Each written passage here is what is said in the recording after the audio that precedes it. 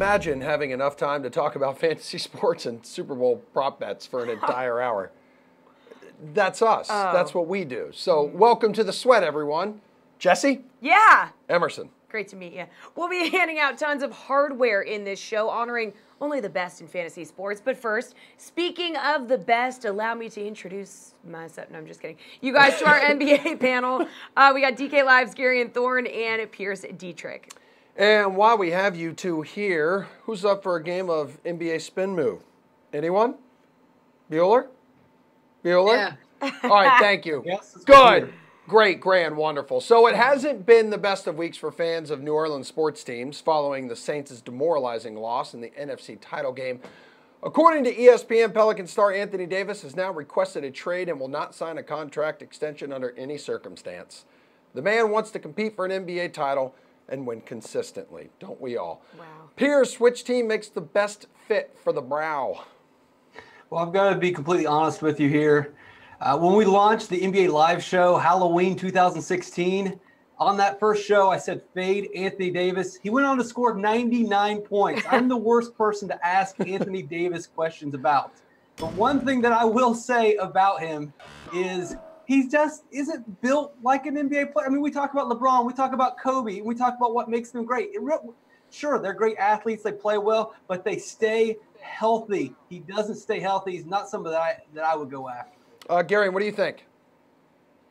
Yeah, sort of to Pierce's point, I think one of the things that I get most concerned about when I think about Anthony Davis in a new situation is just that they're going to try to change how he's utilized. And I mean, he's right now third in the NBA in minutes played per game, which is astounding because he heads to the locker room for the other 11 minutes he's not on the court every single night. But if you're going to another team, whether it's the Lakers, whether it's whoever, they're probably not going to have to play Anthony Davis that heavy in terms of the minutes. Maybe we're looking more at 31, 32, 33 per game instead of 37. And look, he's an incredibly efficient player, but that's still going to hurt him a little bit. Like, I don't necessarily think he can go anywhere and be in a better spot than he is right now in New Orleans.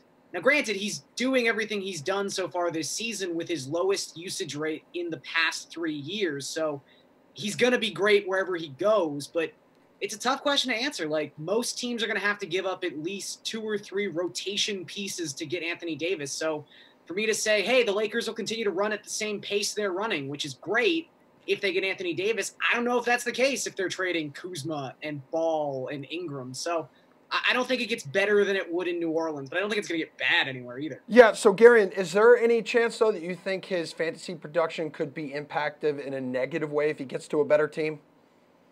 I don't think it would be negative aside from, like I said, maybe losing 3-4 minutes a night, but he's still Anthony Davis. Like, we're talking about him on this team right now.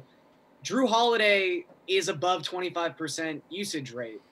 Julius Randle is above 26% in terms of his own usage rate. Like, it's not like there's not high volume players on this team already. So he'll be fine. I'm hesitant to say negative because nothing's really negative aside from the injury stuff about Anthony Davis, but it's not going to be as good as it is now. I don't think there's a better spot than New Orleans now. Pierce, do you agree? You don't think it's going to be as good as it is now wherever he ends up landing?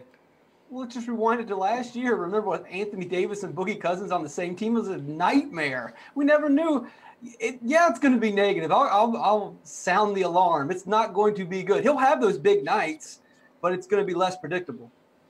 By the way, guys, Lakers are the favorite to land him at plus 125. Celtics close behind at plus 300. Warriors, as you just mentioned, Boogie, plus 1,600. All right, well, speaking of the Warriors, Draymond Green will be out tonight when Golden State takes on the Pacers in Indy. He's not injured, but the man just needs some rest. So how much does this increase your interest in DeMarcus Cousins tonight, Garion? It doesn't really affect it at all. I still have somewhat of an interest in Cousins. I think until he doesn't hit value in 24 minutes, it's kind of interesting to keep going back to that well. But I will say this is not exactly a spot where I'm looking to smash Cousins. I mean, Draymond Green's usage rate was so low anyway. It's not as if him not being on the court has the same impact on Boogie's possible shot volume if, say, Durant or Curry wasn't playing in this contest. So I think he's still going to get force-fed the ball. His usage rate's about 28% in the 4 games. But we're not even just talking about someone with a minutes cap here. We're talking about someone averaging 7.3 personal fouls per 36. Like, he could foul out in 19 minutes. That's something that's probably going to happen within the next 2 weeks. So with his price point now $1,000 more expensive than it was when we started, I'm probably going to steer clear tonight against a pretty good defensive team in the Pacers.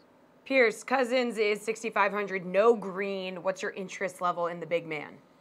I've got interest. I don't know if tonight's going to be the smash night, but we know that that night's coming, and you're going to want to be on in that night. And even if he doesn't smash, it's not crazy to see him getting 40 fantasy points. He's trending towards 30% usage. His minutes are trending towards 30 minutes. As you mentioned, Green's going to be out. And as Garion talked, I don't know if that's really going to boost him up that much. The big knock is the same knock that we always have with Golden State Warriors. There's just too many mouths to feed. But if you're going to use that as a crutch to fade him, you probably need a better reason. That's not really a good recipe for success. If you're using that, then that means you could never roster a Golden State player ever for all time. You have to have a better reason not to play him. Usage is up. The minutes are up. Sooner or later, he's going to have that big night. And even if he's just okay, he's still going to be close to 40 points, fantasy points. We did find out over the weekend that Spencer Dinwiddie will be out 3 to 6 weeks to recover from thumb surgery. Would you consider D'Angelo Russell a must-play until this man comes back, Dinwiddie, Pierce?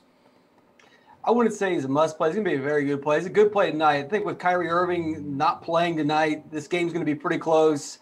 That means Russell should get a ton of run. He's going to be their main guy pushing the ball. But I just don't see the huge ceiling for D'Angelo Russell. 55 fantasy points is good. You can have that in cash. That'll be fine in GPPs, but I don't see him breaking the slate. If you don't have him on your team, I don't think it's going to kill you at this price. At 8,600, his price is probably going to keep going up. With all the value at guard tonight, I don't think I need him. He's fine. If this game goes into overtime, which who knows, it should be a close game, then yeah, he could kill you, but I just don't see it as a probable outcome. Gary, and a lack of options to pay up for in this slate. He's $8,600 coming off the bus, but scoring 54 or more DK fantasy points in 4 of his last 6. I mean, he's like Kemba. He's streaky, and you like to get him on the hot streaks, obviously, but I wouldn't buy into the narrative that he's going to be better than he has been recently because Spencer Dinwiddie's not playing. If you look at how their minutes have been distributed throughout most of the season, a majority of his minutes, even when Dinwiddie's been active, have been without Dinwiddie on the court. Kenny Atkinson's done a really good job of staggering these guys, so he has one on the court at essentially every minute of the 48 minutes of an NBA basketball game. So his usage rate has actually been higher this season when sharing the court with Dinwiddie. So I really don't think it's going to affect him all that much. We're already talking about someone who was top 5 in the league in terms of field goal attempts per 36 minutes and per 100 possessions. Like, you can only shoot so much unless your name is James Harden, right? So I don't actually think it's going to affect him nearly as much as you might think from a narrative perspective, because Shabazz Napier is a very similar type player. He's just going to step in and essentially recreate that Dinwiddie role anyway. So he's a perfectly fine play, but the injury doesn't do anything for me. All right, we appreciate the advice, gentlemen. Take a look at tonight's NBA Tiers contest because we're going to need you for that coming up. What's up, guys? Victor Cruz here, and I'm here with DraftKings and Sam Adams, ready to prank some Giants fans, more importantly, Victor Cruz fans. So let's see how it turns out. Hopefully nobody goes crazy on me, but we'll see how it goes. Ask him when he's going to propose. Ask him the date. Ask him how many months. Nope, not gonna ask that. I'm sorry. Are they telling you to say that? No, I gotta do this dance now. I'm not doing this with him anymore. He's barking, Tracy, like a dog. We're just trying to maybe do a little push you out of the usual stuff, and maybe it's wrong. He needs a break from you. You gotta get out. Or just go. Okay, I'm so sorry. Screw this. Bring the shoebox. What shoebox, Tracy? We have the shoebox. Tracy, I'm back here. He's bringing the shoebox. Oh. Rookie of the year.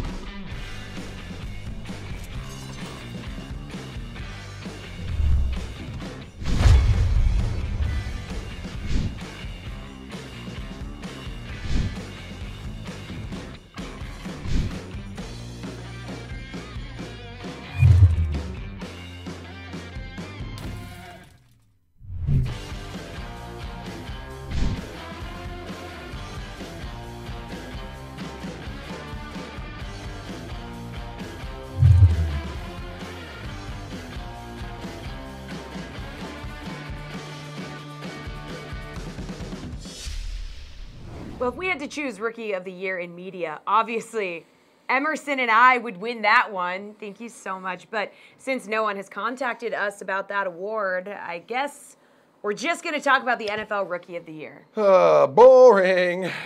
But to do that anyway, we will need our NFL panel. Say hello to DK Live's Jeff Ulrich, Steve Buchanan, Reed Fowler. Saquon Barkley has already been named Offensive Rookie of the Year by the Professional Football Writers of America, so not us. And he's favored to add the NFL's version of the award this weekend, as if that is not enough. And more importantly, now he's been named DraftKings' Fantasy Football Rookie of the Year. Lots of high praise. Do you agree with this pick, Reed? Yeah, I mean, it has to go to him, right? I think Baker Mayfield and some other guys may be, in consideration, but Saquon Barkley, we've talked about it quite a bit over the entire season. Is this guy was automatic. He was the only part of that offense, and the stats prove it. I mean, he was second to Zeke in overall rushing, 1,300 yards, 11 TDs, and he was second to Christian McCaffrey in running backs to receiving and 13th overall. This guy had a 75% catch rate, and he was doing it behind one of the worst offensive lines. And so a lot of, turmoil in terms of picking him second overall in the actual NFL draft. But without him, these guys would have been irrelevant. Jeff, you agree with this? I don't. I really don't. I don't agree with Saquon Barkley. Why? How can you agree with Saquon Barkley when he's not even the best rookie running back? It's Philip Lindsay. Philip Lindsay went into camp and beat out one of the top rookies to get the starting job. He also averaged 5.4 yards per carry. I know Saquon Barkley was there, but you put any other running back in that situation, that volume situation that Saquon Barkley had, they're putting up huge numbers. I'd much rather take Philip Lindsay. It's all irrelevant, though, because Baker Mayfield should be the Rookie of the Year. So, Steve, was that you grumbling and mumbling into the microphone? Of course it was. What are you, nuts? Philip Lindsay is going to take it over Saquon Barkley. He's not going to. No one's going to do it, but they should. Let me tell you, I'm usually never on Mondays. I'm going to make a point to be on Mondays, because if this is the crap that goes on here on Mondays, good Lord. Look, it's not even close. I don't even think it's close. I mean, Barkley broke more records than Jordy Nelson had receptions this year, it felt like. I mean, he's a third rookie to eclipse 2,000 rushing yards. I mean, that's just a feat in itself. I mean, you literally have to average 125 rushing yards per game. He broke Reggie Bush's record for most receptions by a running back. Bush had 88. Barkley ended up with 91. I mean, I don't see how sure, Lindsay had a good year. Don't get me wrong. But, to put those two together and be yeah, it's definitely Lindsay. Okay, first of all, I didn't say Lindsay should win. I said Mayfield should win. And it also comes down to this. They're running backs. Stick any running back in there, and they're going to have a productive season with that kind of volume. Baker Mayfield, he should win. It's his quarterback. He should just win. Okay. Are you a running back? Well, guys, a lot of people would say that Saquon is clearly the front runner, but unless Jeff, we want to say who else was in the running in your opinion. Jeff, you kind of already answered this one, so make your case for Baker Mayfield. Yeah, I mean, look, it just comes down to the situation, right? I mean, obviously, that's not what people look at. They just look at the year-end stats. Look, I'm not saying Saquon Barkley's a bad player or something. He's obviously a great running back, but any running back is going to go off in that kind of volume. Look at the situation Baker Mayfield had to deal with. He had a head coach actively trying to keep him off the field for the first six games. He inherited a Browns franchise that basically was, had the Hydra snake of quarterbacks, 14 of them. And he's cut the head off, and he's just dominated that city. And he's turned it into basically everyone's on the Browns bandwagon all of a sudden. I think what Baker Mayfield did over the last 10, 11 games there is phenomenal. He looked great. He put up some pretty good numbers, too, against some pretty tough teams. So I just think you look at the position, what he did in that situation, I really do think he should win Rookie of the Year. Steve, you can have a follow-up to that also. Who else do you think was in the running? I mean, I do agree it was Mayfield. I mean, but when I look at it, I feel like from a team standpoint, he was obviously their MVP, and bar none, that was the guy there. But putting him up against, guys like Barkley, I just don't see it. I mean, yes, Baker Mayfield had a fantastic year. He threw for over 20 touchdowns as a rookie. Only 15 other quarterbacks have done that. 63% passer accuracy when he's throwing the ball. That's unbelievable number 2 as well. But just Barkley just did so much. He was just consistent from day one all the way to the end of the season. Mayfield should be in the conversation, but I just don't think it's Barkley. But if there's a number 2, you got it, Baker. Reed, do you agree with these guys? Baker's the number 2? Yeah, I mean, Philip Lindsay would have been a number 2 or 3 if you're just looking at what they were doing for that team and really no one who was on our radar. But even look at the Browns specifically, too, and Nick Chubb. You talk about, a lot of turmoil on that backfield when you had Carlos Hyde ultimately traded and with that coaching staff. I mean, Nick Chubb was someone that came into that organization essentially under the radar. Everything on Hard Knocks said this guy was picking up his own bags at baggage claim while Baker was getting all of the media hype. And this guy, when you look at what he was able to do in the short amount of time that he had to start, was pretty amazing. And if you look at what he's going to do next year, he's probably going to be one of the key elements, obviously, of that offense. Without him, really, the Jarvis Landry's, the Baker Mayfields, I don't think you can really get going if that rush game isn't something that you have to respect. And there were a lot of games that Nick Chubb really was the center point of that offense. Well, here's the argument against Saquon then, Reed. You put Nick Chubb in Saquon's role this year. Is he going to get 2,000 yards just like Saquon did? I think he might come close. I think he might come really close. And I don't know how you can vote for Saquon over Mayfield with that in mind. So. Okay, Jeff, thank you. Wait, we do have one more. Everyone hang tight. Little curveball to throw at you here. Steve, you think Patrick Mahomes should have been eligible? It's crazy because what? Because he appeared in one game last year? Like, that's it? Like, there should be some sort of like appear in 4 games, 25% of the season. And then that's considered your rookie year. But just coming, I mean, this is his sophomore year. He's in one game last year. I think he threw 23 pass attempts in that game that he was in. Like, there it is. There's your rookie year. It's such crap. Yeah, I absolutely. There should be some sort of requirement that's, not this one game crap. What do you think here, Reed? It's kind of like the Ben Simmons debate last year, Exactly. in the NBA. Yeah, and to rectify all of my mistakes when I called him a rookie quarterback, I 100% agree with Steve. Why should his rookie campaign be only considered on 25 attempts? I mean, that's completely absurd.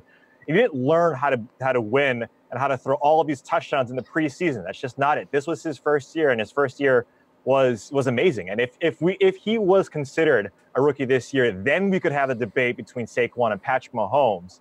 Oh, there'd be no debate. Exactly.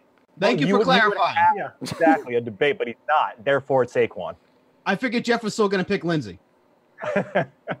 Jeff, you're saying there'd be no debate between Baker and Patrick, but do you think Patrick should be considered a rookie? I actually don't. I mean, Look, he spent the entire year with Andy Reid. It doesn't matter if he played in the game. He was learning the system the entire year. That is a huge leg up. And look, I'm a number 1 Patrick Mahomes fan. I wish he would win Rookie of the Year. It'd be cool, but he should not be a rookie this year. On top of playing in the game, these guys spend all week in the practice squad. It's not quite like the NBA where you're getting a big advantage by learning the system for a whole year over the guys just coming in out of college. No, I don't think he should be considered a rookie at all. I don't think many people bring out the multiple facial expressions out of Steve more than Jeff does. And for that reason, Julian we'll keep putting you guys on Julian too. panels Julian together. just makes him angry. Yeah, that's one facial expression. That Lamarcus kind of a dummy too. Okay, guys, excellent work as usual. We're going to let you take a break so you can work on your facial expressions. And so we can talk NBA Tears of Joy right after we get Mike Francesa's take on the Super Bowl. And by we, I mean Adam Kaufman. Super Bowl is just days away. Patriots-Rams in Atlanta. This is a guy, Mike Francesa, WFAN New York. He's going to be there. I'm going to be there. We're going to talk. We're going to hang out. It's going to be great. And let's do all football right now, Mike, because I don't know about hang out. We're going to hang out. We're going to hang out plenty. Yeah, forget all the work stuff. We'll go and hit the bar for a while. Okay. Where would you go in Atlanta to hang out, as a matter of fact? I have no idea. No athletes have ever answered that question. I know, that's true. They only do is buy shoes in Atlanta. That's it. Yeah. Tom Brady, he's already the greatest quarterback of all time. I believe he is the best football player ever. These are my opinions anyway. You can feel free to disagree. But what would 6 championships mean when comparing him to other all-time greats across sports? See, I don't think he's automatically the best quarterback of all time. I think now he's been to the game the most times. You see, I've been through this. I started this a couple of years ago where I said I'd rather go to the Super Bowl 4 times and be perfect and never lose than to go there and be 5-3 or 6-3.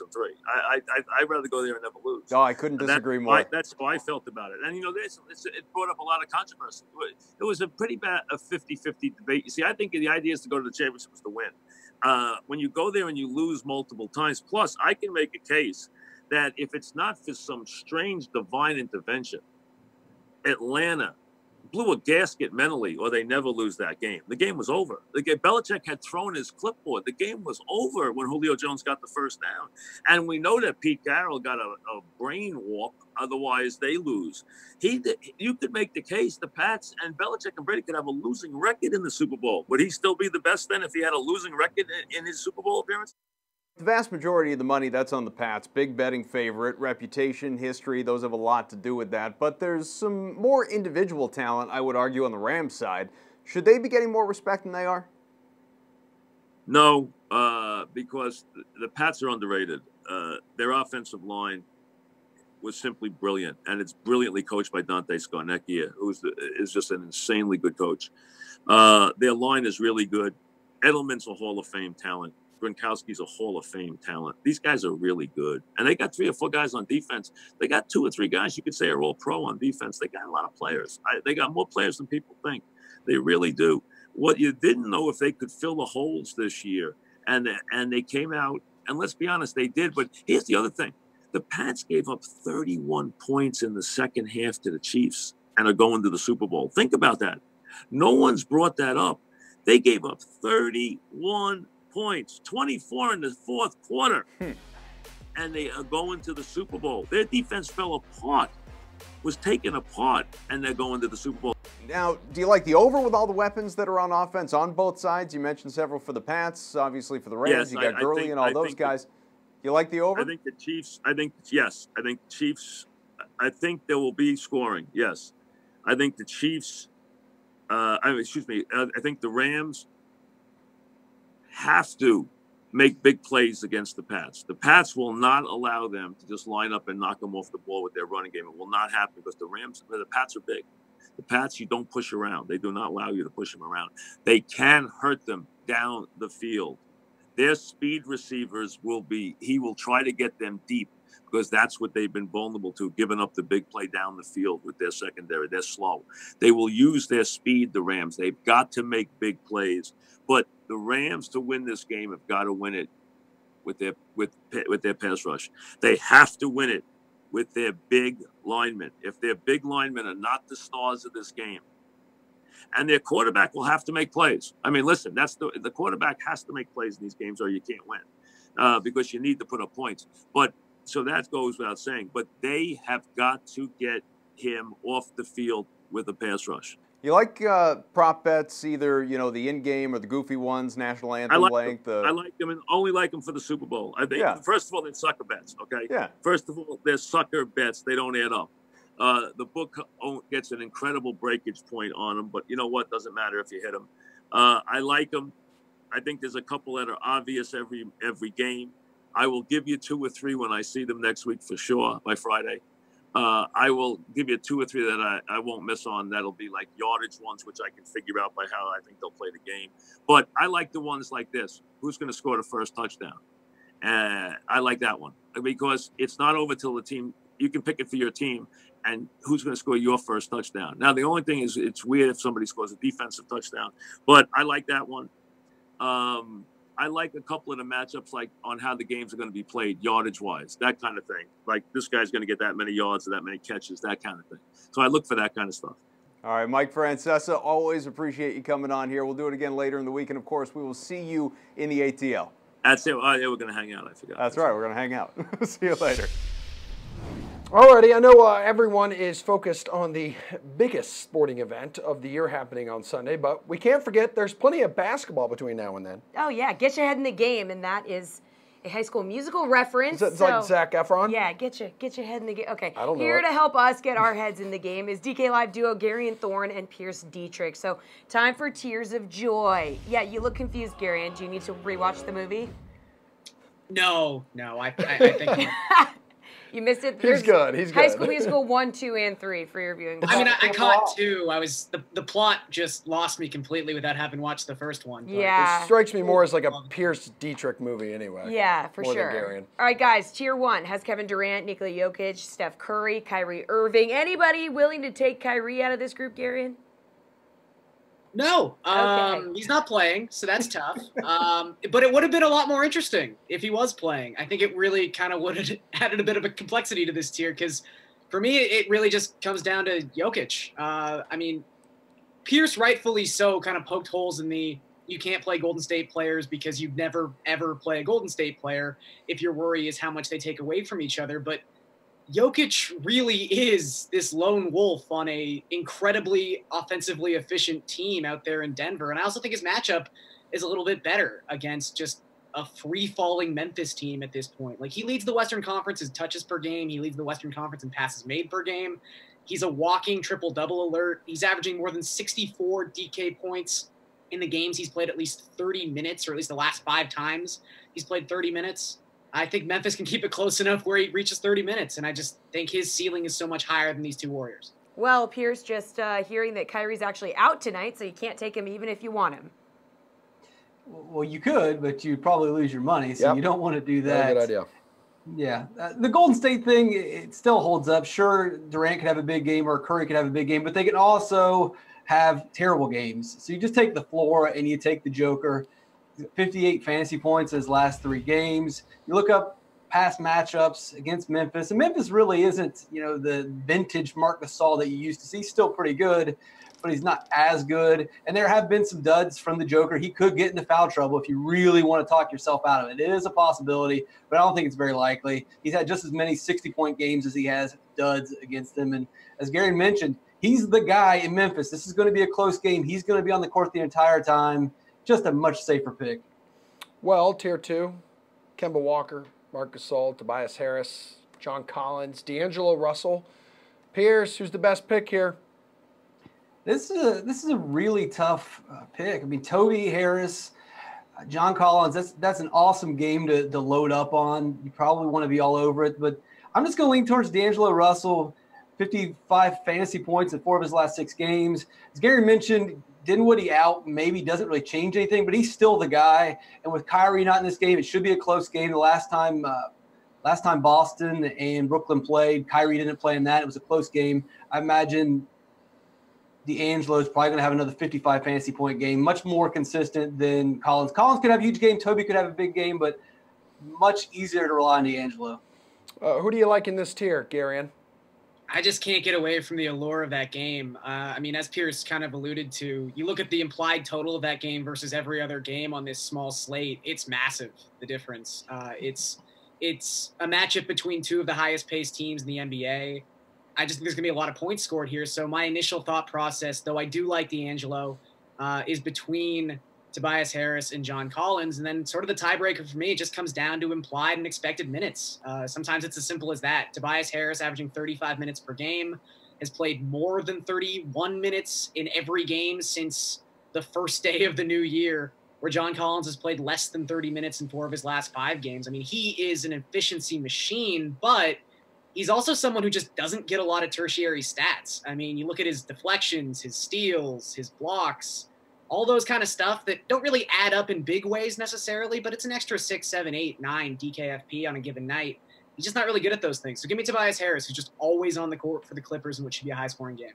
All right, let's jump down to tier 5. Klay Thompson averages 4 more fantasy points than the next guy in this group. So is he just the easy pick, Garion? I think if this was in a vacuum, sure, but there's been a lot of changing pieces here with some of these other guys in tier 5. And for me, it comes down to Jason Tatum against Darren Collison. And both these players right now are playing for teams that are going to be missing huge pieces of their rotation. For Collison, when you lose Victor Oladipo, this Pacers team is sort of constructed to be, greater than the sum of their parts, sort of. There's no real star here, especially with Oladipo gone, but his assist rate is rocketed from 24% sharing the floor with Oladipo to 36% without him on it. So he is a double-double threat tonight in what could develop into a high-scoring game. But I'm just going to go with Tatum. I mean, we've seen it 2 of the last 3 times that Kyrie has been unavailable. He's taken 21 shots against Dallas. That was a season high, scored a season-best 34 points. The next time it happened against Brooklyn, this exact same Brooklyn team, on his second highest shot total of the season at 19. So just give me Jason Tatum. I think with Kyrie out, his usage is going to go up. Pierce, you want to go with Tatum now that Kyrie's out too? Tatum did have a monster game against Brooklyn, but the consistent or the safe pick, I think, is Darren Collison with 40 fantasy points. He followed that with 36 and 36. With Oladipo out, Collison gets a huge usage bump. and he's very safe. Klay Thompson is not really that safe. He can have 80 fantasy points, or he can easily have 20 fantasy points. Probably not a guy you want to lean on in the tiers. One thing I want to say about Klay Thompson tonight is everyone is talking about him because, hey, he could have that huge game. And it's not really because they believe he's going to have a good game or he's in a spot to have a good game. It's because this is a small slate with not a lot of options, and people are talking themselves in this is going to be the night where Klay gets 80 fantasy points. There's really no evidence to back that up. It just depends on the slate, and the slate doesn't depend or determine how you're going to score points. All right, finally in Tier 6, the tier of the working man. Pierce, who is the best of this bunch? You have 7 options because Tyreek Evans has been ruled out. Thank God. You're welcome. He was going to burn some money for some people. You just can't trust. Tyreek Evans is not good. Stop playing people. For me, it's Dwayne Dedmon. As we mentioned already, this Clippers game against the Hawks is the game to be on. And as Gary mentioned, no other projected totals are even close to this. And the Clippers are terrible against big men. Dwayne Dedmon, 42 fantasy points, 38 fantasy points, 33 fantasy points, 29 fantasy points. He's on a roll, and he's in a perfect spot and a big-time pace game. For me, I don't even think anybody's close. All right, it's a pretty easy choice for Pierce. What about for you, Gary, in Tier 6? I'll admit Dedmon's a really good pick. I was drawn to him initially, too. I just think he's the epitome of a floor play. I could see Dedmon easily getting 30 DKFP tonight, and while that might be enough to take down this tier, I just think there's enough high variance guys where one of them is probably just going to hit their ceiling. I mean, there's, like you guys said, 7 different players in this tier. So I'm kind of more drawn to like the Jarrett Allens and the Tim Hardaway Juniors of the world, just because while they are incredibly inconsistent, they do have higher ceilings than a Dwayne Dedmon. So I'm going to say Jarrett Allen here. I feel like he's in a double-double territory every single night. He hasn't shot the ball exceedingly well lately, but he might get it done tonight against the Celtics. Alrighty, guys, good stuff. Take a break now. We're going to go find out who won DK Single Performance of the Year award. Best single game.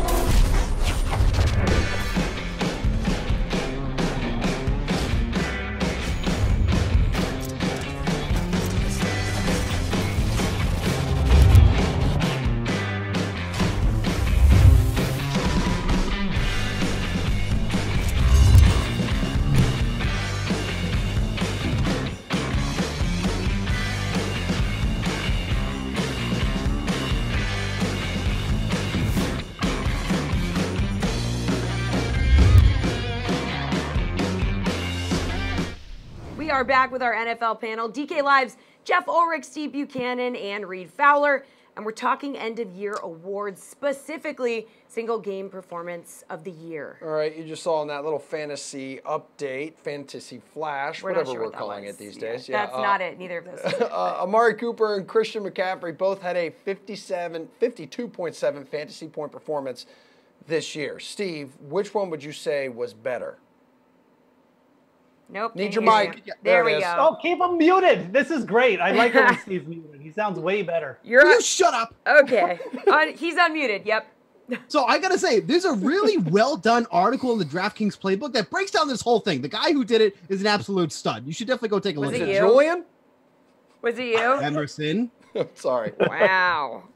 I'm going to go with Christian McCaffrey here. When you look at the numbers in that game, 7.4 yards per carry on 17 attempts for 125 yards. Then he caught all 11 of his targets that game for 112 yards, 10.2 yards per reception there. Got a touchdown on the ground through the air, 52 DK fantasy points. And when you look at the Seattle defense and what they allowed to opposing running backs in that game, they hadn't allowed more than 33 total DK fantasy points to any running back in all the games leading up to it. And then McCaffrey just absolutely smashes it all by himself, essentially. So just for him to do so much on the ground and through the air, I think would just really put that game over the top between the two. Jeff, whose was better? So I still say we should have just kept him muted. But look, I actually agree 100% with Steve. Look, if you watch that Amari Cooper game, you realize that a leprechaun hit him with a shamrock-shaped sledgehammer before the game because he was catching tipped balls for touchdowns. They went to overtime, which just juices up the total anyways. I mean, it was ridiculous. It's clearly McCaffrey had the better fantasy performance. Like Steve said, caught all of his targets, went for 125 on just 17 carries. It's not even close. Look, Cooper's hit a nice run with Dallas, but that was a fluke game for him to get the 3 touchdowns. So definitely my vote goes to McCaffrey. And Reed, that would leave you. We need your decision. Yeah, 3 for 3. I mean, if you look at Amari Cooper's, what he did against Steve Buchanan's favorite defense, the Philadelphia Eagles, Jeff's right. I mean, that defense was really, really bad. And even in the first half, Amari Cooper was a no-show. And that all happened, right? A lot of that happened in the second half and in overtime. And just to kind of pile on Christian McCaffrey, this guy, I mean, he hit 20-plus DK fantasy points 11 times this season. He went for over 34 times in those 11. I mean, this guy's usage and his efficiency is off the charts. Amari Cooper maybe had the best comeback in one season, but between the two, it's CMC. All right, well, there had to be some other single-game performances that stood out to you this season. Jeff, what comes to mind? I'm going to give you two really quickly. Nice. The first one is Tyreek Hill in week 1. All I heard preseason was, wow, do you think Tyreek Hill's going to miss Alex Smith and his awesome deep ball percentage? No, because he caught 7 to 8 targets for 159 whatever yards, 3 touchdowns, 1 was a punt return. Just absolutely roasted, and he paid off for people who rostered him at like 6,800. The other one, it kind of got overlooked because I think everyone went off that week. But Mitch Trubisky, 26 passing attempts, 6 touchdowns against Tampa Bay. That was a massive game at the quarterback position. I think it might have been actually the highest scoring of the year. So both those guys deserve shout-outs. Reed? Yeah, since Jeff is going extra credit, why not Fitzpatrick in week 1 as one of the better performances against the Saints, who had one of the top defenses throughout the entire year? That was a fluke. But going back to Jeff's boy, Saquon Barkley, I mean, if you look at what he was able to do again against those Eagles, it was absolutely amazing. And in the 2 games after that, he got 9 catches, close to 90 yards. And so for 3 straight games, this guy had 90 catches, multiple targets. I mean, he was rushing, over 150 yards. I mean, Saquon, what he did in his rookie season, especially around that middle of the season, was pretty impressive. And Steve, what stood out to you? Chris Conley against the Rams in week 11. He was $3,100 that week, and he almost scored 9 times his salary. I mean, you think of all the players that he outscored in that game. He outscored every Ram receiver in that game, and you imagine that it's almost impossible. I think almost over 100 points were scored in that game, and Chris Conley was one of the highest scorers of the entire game. 7 of 8 receptions on his targets there, 74 yards, but had 2 touchdowns in that game. Like, if you played Showdown, you were absolutely going out of your mind because you probably didn't have Conley really tabbed for anything in this game. I mean, granted, it was a good matchup, but he just absolutely went off, and I think that was one of the bigger shocks of the week, especially because of how cheap he was. All right, fantastic work as always, gentlemen. We'll look at some Super Bowl prop bets coming up. We'll be right back with our NBA panel, though. What's going on? I'm Tara Lenazak, in with your DraftKings Fantasy Flash. Well, we are back from the NHL All-Star break, and 2 games on the slate tonight are the Devils vs. Penguins and the Jets vs. Flyers. Tonight is the 3rd matchup between the New Jersey Devils and the Pittsburgh Penguins. The Devils defeated the Penguins in their first 2 matchups, outscoring their rival 9-3. Penguins' Sidney Crosby was named All-Star Game MVP, finishing the night with 4 goals and 4 assists in 2 games, leading the Metropolitan Division to a victory. Crosby is averaging 5 fantasy points per game. Players that have been lighting the way for the Penguins have been Crosby, Phil Kessel, and Dominic Simon. Over to our other game on the slate tonight, the Winnipeg Jets will look to get back on track after the loss that broke their 4-game win streak. Patrick Laine leads Winnipeg with 25 goals, and the Philadelphia Flyers have been lacking consistency, splitting their last 8 games. Sean Couturier leads Philly with 19 goals. The Jets have been playing better hockey and have done recent damage on the road, so this could be a tough game for the Flyers to come out on top. All right, time to see if the money you're dropping on NBA players tonight is even worth it. A segment we like to call Price Check. Jesse? So the advice you'll be receiving, not from us, it's going to be delivered by these 2, Garion Thorne and Pierce Dietrich. Guys, Trae Young has 3 40 fantasy point performances in his last 6 games. How much do you like him for 6,700 against the Clippers tonight, Garion? I like him a lot. I think Pierce and I talked a lot about this game in the tier section. It's just hard to ignore mid-tier value in this game because there's a high probability, or at least a slightly higher probability than usual with someone who is as frustrating on a night-to-night basis as Trae Young has been, that he can go off. This game should be high scoring. It should be up-tempo. and he is in a bit of a groove. You go back to the start of January, he's actually second in the Eastern Conference in potential assists, only trailing Ben Simmons. So double-double potential is definitely on the table for tonight's game. He's also averaging a more than respectable 1.16 DKFP per minute in his last 9 games. Like, these are all just acceptable things. You put these things into a high volume setting, they should turn out well. So as much as it pains me to say it, yes, I trust Trae Young tonight. Pierce, would it pain you to say that you trust him as well? Yeah, it would, because, well, there's a couple things. Obviously, this is a high-paced game. There's going to be a lot of points, and you're one of as many Hawks and Clippers, it's crazy to say that, as you can tonight. But my concern with Young, well, there's 2 concerns. One, there's tons of value at guard. I mean, just a ton of value. Trey Burke, there's tons of cheap guys. Patrick Beverly, and speaking of Patrick Beverly, that's the other issue I have is Patrick Beverly is a really good defensive guard, and he prides himself on shutting down rookies, premier players, especially rookies. You might remember a couple years ago, Lonzo Ball, Beverly just made him look like a fool. I could see Beverly shutting him down tonight easily. All right, Noah Vonleh has proven to be a very untrustworthy fantasy option. On a scale of 1 to 10, how overpriced is he at $6,200 against the Hornets, Pierce? I don't think he's overpriced at all. He's going to get plenty of minutes. He has been inconsistent, but he's Noah Vonleh. It's a near miracle that he's actually still in the NBA and starting, but I guess the New York Knicks will do that for you. But the thing here is he's got the revenge narrative against the Charlotte Hornets who drafted him. And pushed him away.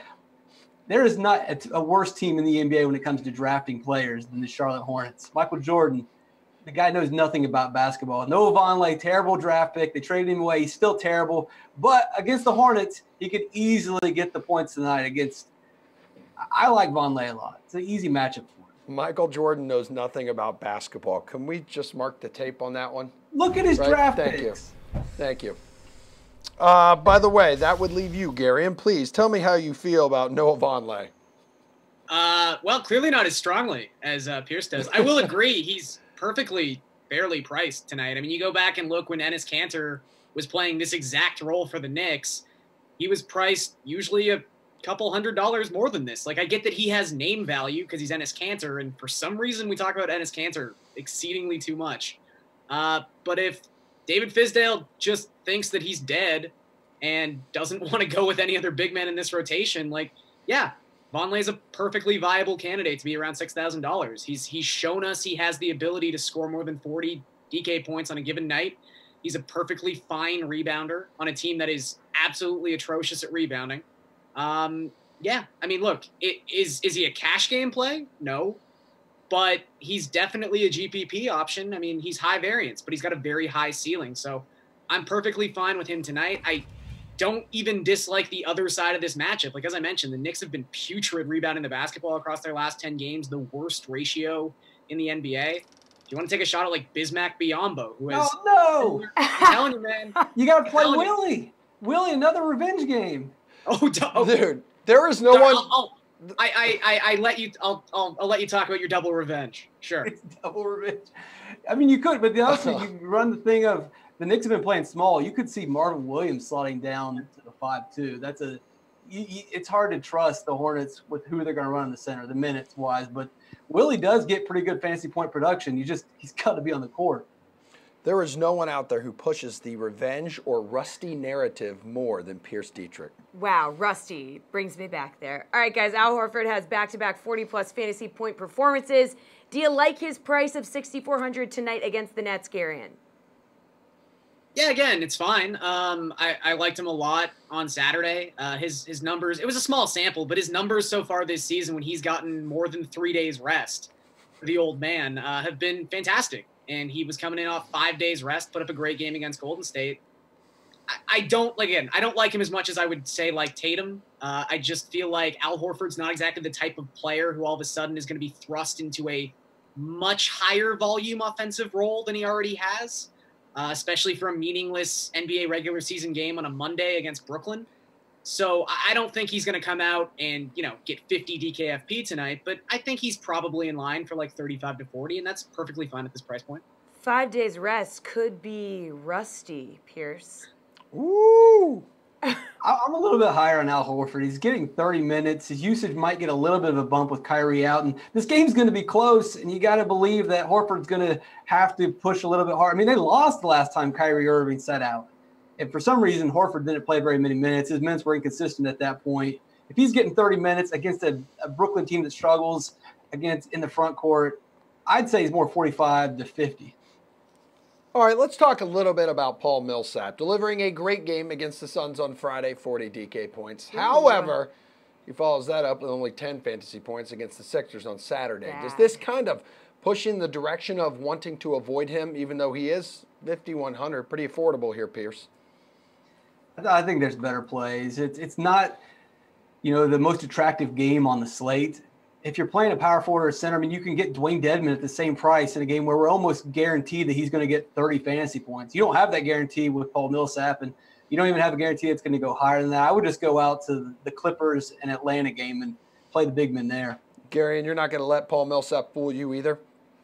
No. I mean, even when he was healthy, before the, extended injury absence we saw with Millsap, this isn't someone who is consistently putting up 30-plus DKFP on a nightly basis. I mean, he was probably the fourth option on this team, and no coach this year has been as annoying with minutes restrictions than Malone. And I don't think it's going to change for Millsap or Harris anytime soon. And until there's real clarity with how much these guys can play on a nightly basis, I'm going to continue to avoid both of them. And really, it only makes me like Nikola Jokic even more. All right, before you guys take off, hit us with that slate-approved pick. Gary, and you're up first. Just said it, Nikola Jokic. On a slate this small, I'll find the value to get him into my lineups. Pierce? I'll take Patrick Beverley. There's a lot of guards available tonight, but I want to take a guy who's cheap and is in that Clippers-Atlanta game. All right, enjoy your Monday night, guys. Thank you for your contributions to this program. We're talking Super Bowl prop bets after this healthy dose of the Pat Mayo experience.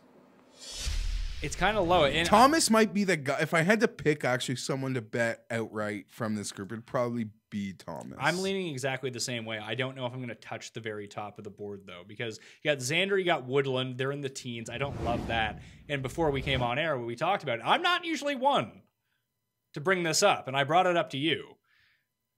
The big Ricky, little Ricky combo, 20-22 to 1. Let's do it. I'm already in on Finau. I've already bet him. I bet Finau too. I haven't bet. Is that who Tim was going to curse? Yeah, that's who Tim's going to curse. Don't know if I can do that. But Ricky coming off a bad week. Finau was okay. He's still missing putts because he's Tony Finau. That's what he does. This is a happy place for Ricky. Eventually, he's going to win here, right?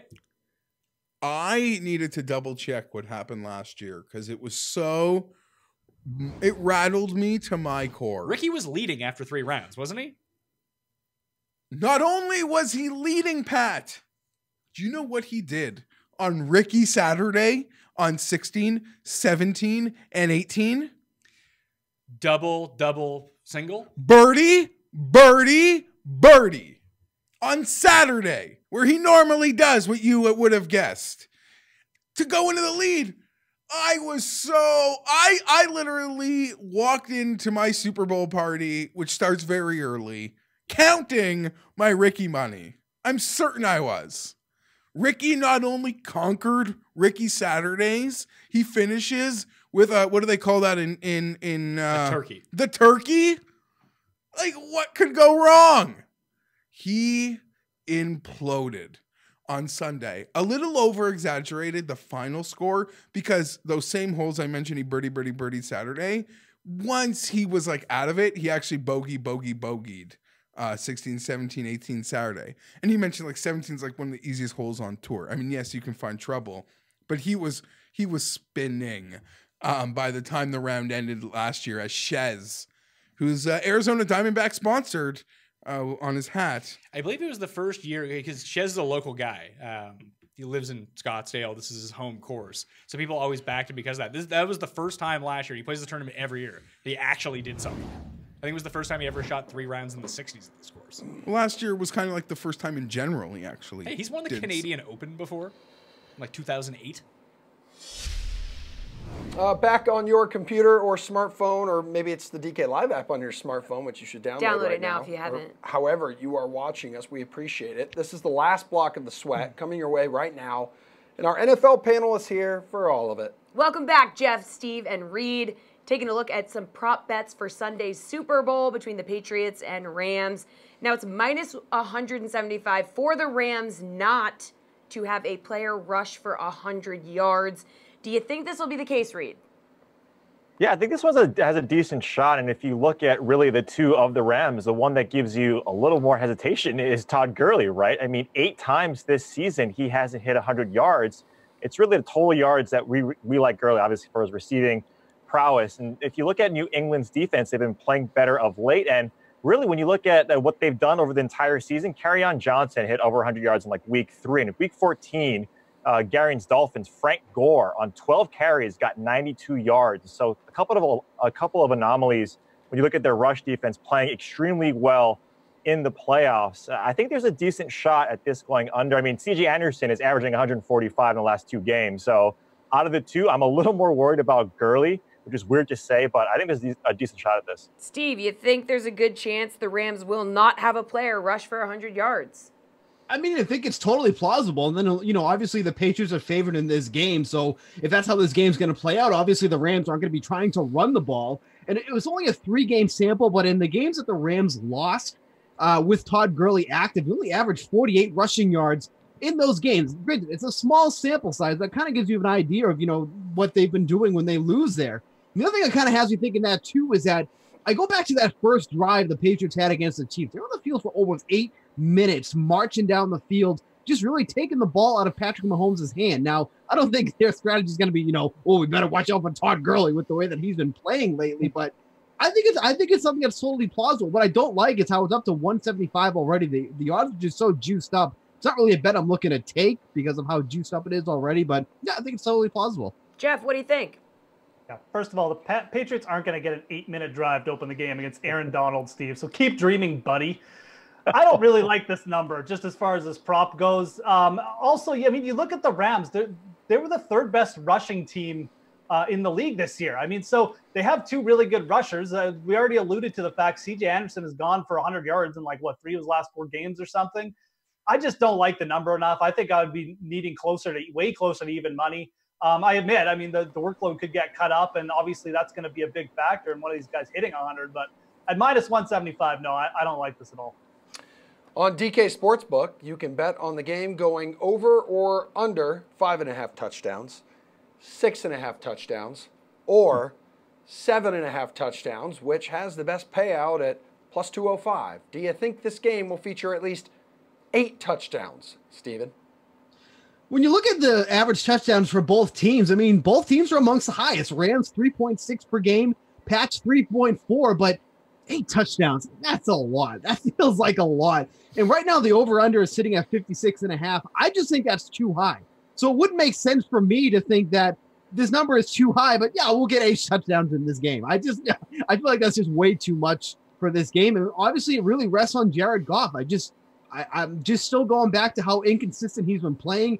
I don't think he's looked good really since the Chiefs game, what we were talking about earlier. So 8 touchdowns feels like a lot in this one. So I don't think it's going to hit that mark. Jeff, what are the chances this game is that high scoring, 8 touchdowns? I'm definitely betting Jared Goff for MVP. It sounds like something you do. Anyway. Not smart. Anyways, I alluded to the fact I think it's going to be high scoring again. You just look at the last 2 Super Bowls and the way they've set up. Again, these are 2 of the fastest paced teams in the league. And I think that's going to come into play. Yes, they both want to run the ball, but they both do it at a fast pace. They both get up to the line of scrimmage, will snap the ball quickly. I think that's going to really factor in here. The one thing that worries me, LA does have that big leg, and they do sometimes like to just kick the field goals and kind of just grind the other team down into close games. I'm not sure if they're going to be able to do that against the Patriots, though. So I don't really hate this number. I think I'd maybe just rather bet the over, but plus 205, I don't mind that. I mean, 8 touchdowns I could see. I think maybe over 6.5 might be a better, like aim for the 7. I don't know. Reed, I don't know what your plans are for the Super Bowl, but let's imagine you're on the couch with your dog. What are the chances you two are going to witness 8 touchdowns? That's a good question. I'm with these guys. I mean, I think that 8 touchdowns is something that you don't really come into thinking that it's going to happen. But if you look at the past few Super Bowls, especially with the Patriots in it, they're averaging 35 points. Now, that's not always cut up as 7 touchdowns. But you got to think with the Rams and what Steve alluded to, both of these teams are fast-paced. What scares me a little bit about this, though, is that we've seen both teams go to that power run style and be effective with it. With Sony Michel, obviously being able to slow that clock down and really control the clock, and obviously with C.J. Anderson, if and when they do that, if they find success in that, this number obviously is harder to obtain. So I'd be more with Jeff in that 6 range. But I could see it happening because of where the point totals have come in the last few Super Bowls. Poor Reed's dog, hey, he just has to listen to how good Tony Finau and Traquan Smith is all year. Yeah, poor Kolu. Right? Guys, He thinks when he hears Tony Finau, it's like a command Reed's giving him because he says it so much. He wants a treat whenever he says that. Guys, Tom Brady hasn't been sacked yet this postseason, and Jared Goff's been dropped just once. The over-under for total sacks on Sunday is 3.5. Would you take the over, Jeff? No, I don't think I would. Again, I alluded to how fast-paced these teams play and how quickly they get the ball out and how effective they are at running. I mean, I think if this hits the over, it's because the Rams' defensive front dominated this game, and then like Sue and Aaron Donald really just got to Tom Brady, and the Rams kind of won in a semi-blowout. I'm not saying that's going to happen. I'm just saying if this prop hits the over, that's what's got to happen, because I don't think the Patriots have the pass rush, quite frankly, to beat up the Rams' offensive line, and the Patriots have a really good offensive line too. So I think that could be neutralized. I wouldn't take the over here. 2 fast-paced teams, 2 quarterbacks get rid of the ball quickly. No, I don't like that at all. 3.5 sacks. Would you go over or under that, Reed? Yeah, this one's tough. I'm sort of in the camp with Jeff here. Both teams are top 10 in adjusted sack rate. New England's number 1, right? So obviously Brady getting that ball out pretty quickly. But if you look at the Rams, and Jeff alluded to it at the beginning of this block, is that Aaron Donald and these Rams, they've had 9 multiple sack games. 4 of those, they've had 4 just by themselves. Now, Trey Flowers and these guys and Van Noy, obviously they showed that they can rush a quarterback. And when that defense, when they scheme against the offense, especially in the playoffs, it looks like this potentially could hit. But to Jeff's point, I mean, you're talking about these guys get the ball out really quickly. So I'm going to say under. Steven, where are you going on this one? One of the things I remember when the Patriots and the Chargers released their mic'd up version there was Bosa saying how fast Brady gets rid of the ball, and he just can't get to him. And I mean, that's kind of where we're going to go to here. But, you know, like these guys have said, Donald could reach that mark on his own. We've seen him do it already this season. He's just an unbelievable force when it comes to that. And, you know, Jeff says the Patriots pass rush hasn't looked that good. They've looked great in the playoffs. Like I keep saying to it, like they got to Patrick Mahomes. Even if they didn't register a sack, they were right in his face. It felt like almost every pass that he was throwing there. So I think Jeff's underrating that a little bit there, but 3.5 feels like a lot. Both these guys can get rid of the ball quickly, might not be efficiently, but they can get rid of the ball. So I think the under is the more attractive one here. Guys, you can bet on just about any and every combination of offensive players to each score a touchdown. You could even pick guys from both teams as your 2-player combo. For example, you'll get plus 425 odds if you think Rob Gronkowski and C.J. Anderson will each find the end zone. So which 2 players would you take here, Reed?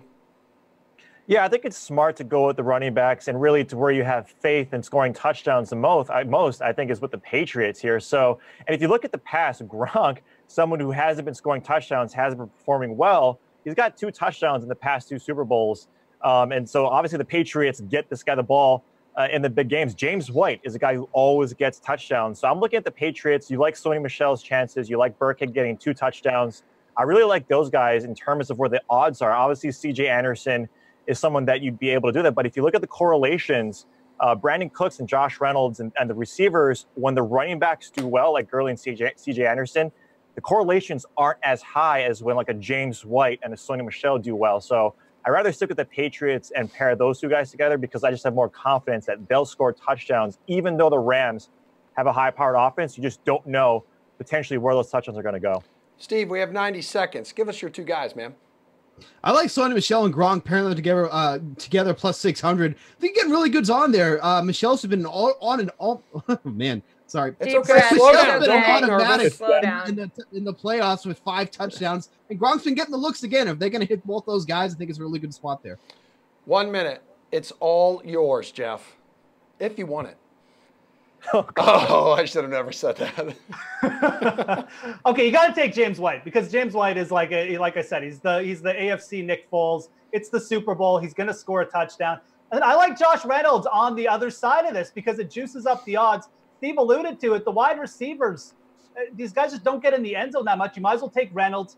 They use him in the end zone. He's going to give you higher odds. So plus 700 for that, I don't mind. And also, if you like a Patriots running back, just bet them to score twice. Okay, we're going to do that. All right, this has been The Sweat. Okay, good. Do it, Jesse. I'm Jesse. Now. He's Emerson. That's Jeff. Stephen Reed, thanks, guys. We'll be back tomorrow at 6 p.m. You can watch us on the DK Live app, which you should download, YouTube, Facebook, Everyone's doing it. Yeah, we'll see you tomorrow at 6 p.m.